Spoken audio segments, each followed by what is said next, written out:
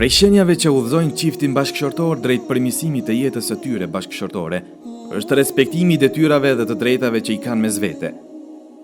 Këto detyrime dhe të drejta janë të bazuara mbi atë që i njohin njerëzit prej moralit të mirë dhe cilësive të bukura në adetet dhe traditat e tyre, edhe atë në çdo kohë dhe në çdo vend.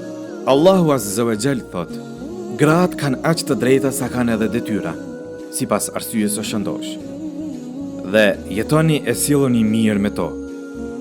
Hind ibn Utbah, gruaja e Abu Sufjanit, erdhi te i dërguari i Allahut alayhi salatu wassalam dhe i tha: o i dërguari i Allahut, Abu Sufjani është shumë koprac. Ajo që ai më jep nuk mjafton për mua dhe fëmijën tim, kështu që unë pa dijen e tij marr prej pasurisë së tij.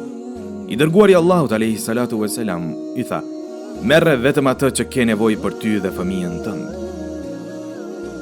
Allahu na sqaron në Kur'an se gruaja ka të drejta që duhet burri të i respektoj, mirë po ka edhe detyra që ajo duhet të i respektoj dhe se burri ka një shkallë mbi të.